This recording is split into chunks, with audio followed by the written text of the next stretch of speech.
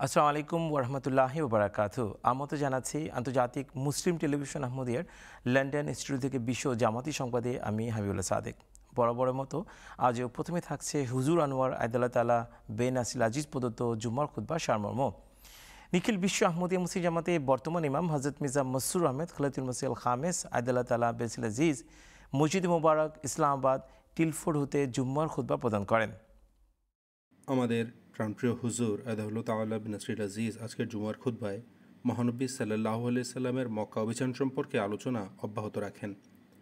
এই অভিযানের সময় দুইজন ব্যক্তি আবু সুফিয়ান বিন হারেস এবং আবদুল্লাহ বিন উমাইয়া, যারা এককালে মহানবী সাল্লাল্লাহু আলাইহি সাল্লামের প্রাণের শত্রু ছিল, তারা কিভাবে ইসলাম কবুল করেন সেই ঘটনা হুজুর উল্লেখ করেন। হযরত सल्लल्लाहु अलैहि वसल्लम के चचाजाद भाई और रज़ाई भाई अबू सुफियान बिन हारिस ये अपने बेटे जाफ़र और अब्दुल्ला बिन अबी उमैया बिन मुगीरा के साथ मक्के से निकले और हज़रत सल्लल्लाहु अलैहि वसल्लम को मक्के और मदीने के दरमियान सनियतुल इक़ाब नामी मुकाम पर मिले। ये दोनों नबी सल्लल्लाहु अलैहि वसल्लम के शदीद दुश्मन थे, इसलिए उन्हें हिम्मत नहीं हुई कि बराह रास्त नबी सल्लल्लाहु अलैहि वसल्लम की खिदमत में हाज़िर हों। उम्मुल मोमिनीन हज़रत उम्मे सलमा, जो कि हज़रत अब्दुल्ला बिन अबी उमैया की बहन थीं, उन्होंने नबी सल्लल्लाहु अलैहि वसल्लम की खिदमत में अर्ज़ किया कि आपके चचाजाद यानी अबू सुफियान बिन हारिस और फूफीजाद और सहरी रिश्तेदार यानी अब्दुल्ला आपसे मिलने के ख्वाहिशमंद हैं।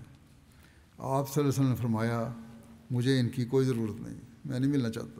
उन्होंने फरमाया, मेरे चचाजाद ने तो मेरी हतक की है, ये शायर थे और आपकी हजब किया करते थे, और अब्दुल्ला ने मुझे मक्के में क्या क्या नहीं किया, दुश्मनी इंतहा की थी, मैं किस तरह मिलूँ उनको। रसूलुल्लाह सल्लल्लाहु अलैहि वसल्लम की ये बात जब सुफियान बिन हारिस को पहुँची तो उसने जज्बात से मगलूब होकर कहा कि अगर मोहम्मद सल्लल्लाहु अलैहि वसल्लम मुझसे राज़ी नहीं होते और मिलने की इजाज़त नहीं देते तो मैं अपने इस बच्चे को, अपने जिस बेटे के साथ लेकर आए थे, साथ लेकर सहराओं की तरफ निकल जाऊँगा, यहाँ तक कि भूख और प्यास से मर जाऊँ। हज़ूर सल्लल्लाहु अलैहि वसल्लम तक जब ये बात पहुँची तो आप सल्लल्लाहु अलैहि वसल्लम ने दोनों को बुलाया और शर्फ़ मुलाकात बख्शा।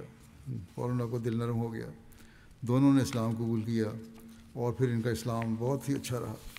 খুতবার শেষ দিকে হুজুর আদাহুল্লাহ তাআলা বিন নাসরিল আজিজ পুনরায় বৈশ্বিক সংকটময় পরিস্থিতির উল্লেখ করে দোয়ার আহ্বান জানান।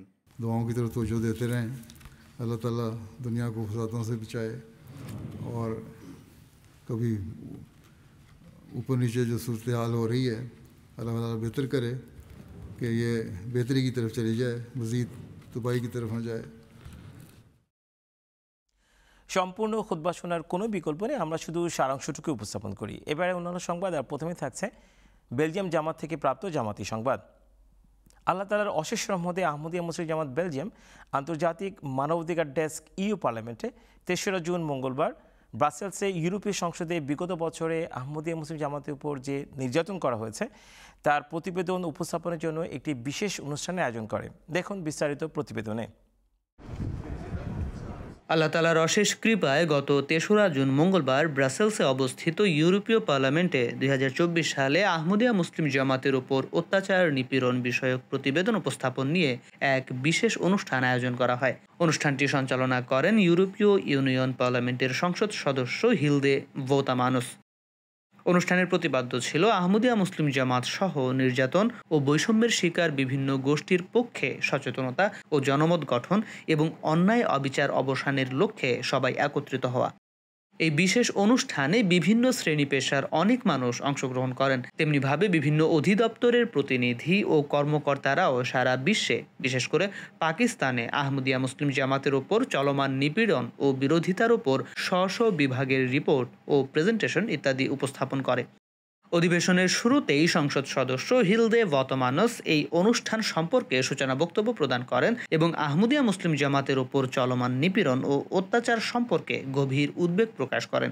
এরপর ইন্টারন্যাশনাল হিউম্যান রাইটস ডেস্কের প্রধান উসমান আহমদ সাহেব বক্তব্য প্রদান করেন। তিনি তার বক্তব্যে আহমদিয়া মুসলিম জামাতের সদস্যরা যেসব প্রতিকূলতা ও নির্যাতনের সম্মুখীন তার সংক্ষিপ্ত অথচ পূর্ণাঙ্গ একটি চিত্র তুলে ধরেন।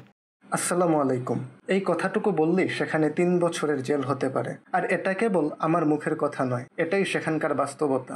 অনেক আহমদীকে নিজেদের দৈনন্দিন জীবনে যার সম্মুখীন হতে হচ্ছে।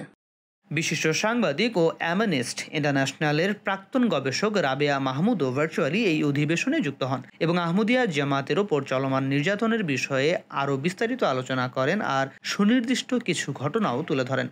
এরপর সিএসডব্লিউ সংগঠনের প্রতিনিধি এবং হিউম্যান রাইটস উইদাউট ফ্রন্টিয়ার্স এর পরিচালক উইলি ফাটার আহমদিয়া মুসলিম জামাতের সদস্যদের ওপর চলমান সহিংসতার বিরুদ্ধে তাদের স্ব সংগঠন ও বিভাগের গৃহীত পদক্ষেপ ও প্রচেষ্টা সম্পর্কিত রিপোর্ট উপস্থাপন করেন। এরপর সর্বসাধারণের জন্য প্রশ্নোত্তর পর্ব উন্মুক্ত করে দেওয়া হয়, যেখানে বিভিন্ন অংশগ্রহণকারী উত্থাপিত এসব প্রতিবেদন সম্পর্কে তাদের উদ্বেগ প্রকাশ করেন। তারা অনেকেই এই অভিমত ব্যক্ত করেন যে এই অনুষ্ঠানের ফলে তারা প্রথম জানতে পারলেন আহমদিয়া জামাতের অনেক সদস্য কতটা কঠিন পরিস্থিতির মধ্য দিয়ে দিনাতিপাত করছেন, আর এজন্য তারা দ্রুত এসব অন্যায়ের বিরুদ্ধে রুখে দাঁড়ানোর প্রয়োজন মনে করেন। নির্যাতনের শিকার ব্যক্তিদের ঘটনাগুলো শুনে আমি খুবই মর্মাহত হয়েছি। আর আহমদীদের ওপর অত্যাচারের যে বার্ষিক প্রতিবেদন উপস্থাপন করা হয়েছে তাতে উপস্থাপিত ঘটনাগুলো শুনেও খুবই দুঃখ পেয়েছি। জোর করে বিয়ে দেবার ঘটনাটা যেমন হৃদয় বিদারক, তেমনি ভাবে কবরস্থান ধ্বংস করার ঘটনাগুলো খুবই মর্মান্তিক। আপনি যদি মৃত ব্যক্তিদেরকেও ন্যূনতম সম্মান প্রদর্শন না করেন, তাহলে আমরা আসলে কোথায় যাচ্ছি? ইউরোপে ধর্মীয় স্বাধীনতার বিষয়ের সাথে আমি খুবই সক্রিয়ভাবে সংযুক্ত। আমি মনে করি এটি এমন এক বিষয় যা আমাদের অবশ্যই নিশ্চিত করা দরকার। আমি খুবই আশাবাদী যে আসন্ন জুন মাসের সাধারণ অধিবেশনে, যা আগামী সপ্তাহ দুয়েকের মধ্যে বসতে যাচ্ছে, সেখানে ইউরোপীয় পার্লামেন্ট আহমদীদের উপর নির্যাতনের বিষয়ে, বিশেষ করে সম্প্রতি ডক্টর শেখ মাহমুদের হত্যাকাণ্ডের বিষয়ে একটি জরুরি প্রস্তাব গ্রহণ করবে। অনুষ্ঠানটি শেষ হয় ইউরোপীয় পার্লামেন্টের সদস্য বের্নার্ড গেটারের বক্তব্যের মধ্য দিয়ে, যিনি এই অনুষ্ঠান ও এতে আলোচিত বিভিন্ন বিষয়ের উপসংহার উপস্থাপনের মাধ্যমে অনুষ্ঠানের সমাপ্তি ঘোষণা করেন। আহমদী মুসলিম যুক্তরাজ্য লন্ডনের কেন্দ্রস্থল বাটারসি আর্টস সেন্টারে ইসলামী শিল্পকলার বিষয়বস্তুর উপর ভিত্তি করে একটি প্রদর্শনী আয়োজন করে। দেখুন বিস্তারিত প্রতিবেদনে।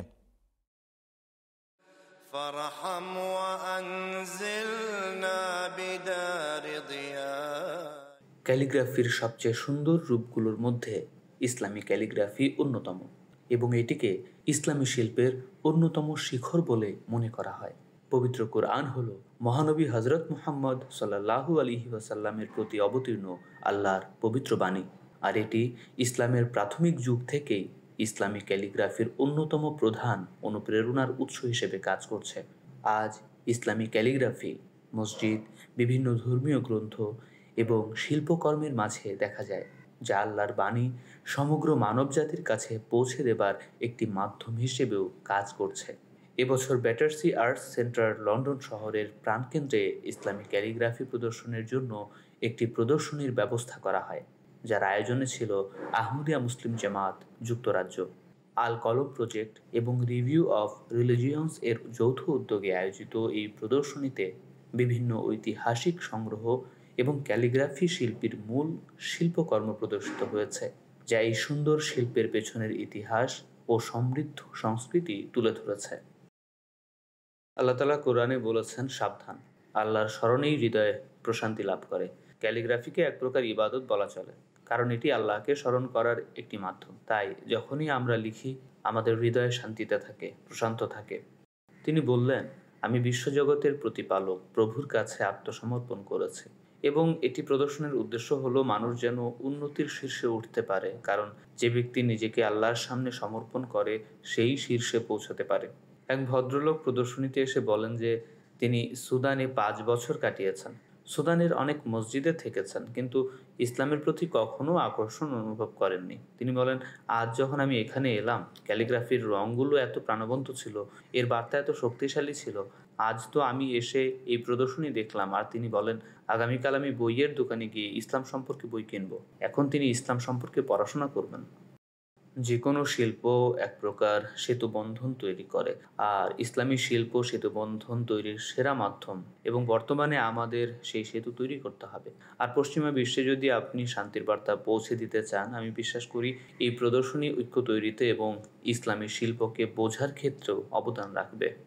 আমি শিল্প ও সংস্কৃতি ভালোবাসি এবং এমন সংস্থার জন্য কাজ করতে ভালোবাসি যা একে সমর্থনে কাজ করে, কারণ আমি মনে করি এটি ব্যক্তিত্বের এক বিশুদ্ধ প্রকাশ এবং এটি আপনাকে এমন কিছুর কাছাকাছি নিয়ে আসতে পারে যা আপনি সরাসরি জানেন না বা বোঝেন না। সারা সপ্তাহ জুড়ে মানুষজন এখানে এসেছে, আল কলমে অংশ নিয়েছে, ক্যালিগ্রাফি সম্পর্কে, ক্যালিগ্রাফির বিভিন্ন ধাপ সম্পর্কে, কিভাবে পবিত্র কোরআন সংরক্ষিত হয়েছিল এসব বিষয় জানার জন্য গাইডেড ট্যুর হয়েছে। আলহামদুলিল্লাহ, আজও খুব ব্যস্ত দিন কেটেছে। শতাব্দীর পর শতাব্দী ধরে অনেক ইসলামী ক্যালিগ্রাফি আল কিতাব তথা কোরআন দ্বারা অনুপ্রাণিত হয়ে এসেছে, কারণ এটি মহাসম্মানিত এক বই এবং ধর্মগ্রন্থ। এই প্রদর্শনী লাজনা ইমাইল্লাহ যুক্তরাজ্যের নেতৃত্বে তৃণমূল পর্যায় থেকে শুরু হয়েছিল এবং আহমদিয়া মুসলিম জামাতের ভেতরে মহিলাদের দ্বারা পরিচালিত সংগঠন ও তাদের নেতৃত্বে এক উজ্জ্বল উদাহরণ ছিল। আমার মতে এটি এই প্রদর্শনের অন্যতম অতুলনীয় বিষয়। এটি সত্যিই মহিলাদের নেতৃত্বে পরিচালিত খুব শক্তিশালী একটি সংগঠন। যেসব মহিলার সাথে আমার কাজ করার সুযোগ হয়েছে, যেমন রাহিনা এবং লাজনার সভাপতি, তারা সকলেই খুব চমৎকার। আমি মনে করি মহিলাদের নেতৃত্বের আসনে দেখাটা দারুণ ব্যাপার। আমরা এটা দেখাতে চাই যে ব্যাটারসি আর্ট সেন্টার সবার জন্য নিজ বাড়ির মতোই, এবং আমরা সমস্ত ভিন্ন ধাঁচের সংস্কৃতিকে আমন্ত্রণ জানাই, সম্মান করি এবং সেগুলোকেও উদযাপন করতে চাই। তবলিগ বিভাগ, রিভিউ অব রিজিয়ন্স, লাজনা ইমাইল্লাহ এবং বিভিন্ন শ্রেণী পেশার মানুষ আসছেন এবং তারা আগ্রহ দেখাচ্ছেন, তারা প্রশংসা করছেন, তারা ইসলাম সম্পর্কে কথা বলছেন, তারা আরবি ভাষা সম্পর্কে কথা বলছেন। উদাহরণস্বরূপ, এখানে আপনারা দেখতে পাচ্ছেন যে এখানে কোনো স্বরচিহ্ন নেই, কিন্তু তারা ঠিকই এর অর্থ জানত। তারপর তারা এই চিহ্নগুলি ব্যবহার করা শুরু করে যেন যারা আরবি ভাষার সাথে পরিচিত নয় তারা ঠিকঠাক এটি পড়তে এবং উচ্চারণ করতে পারে।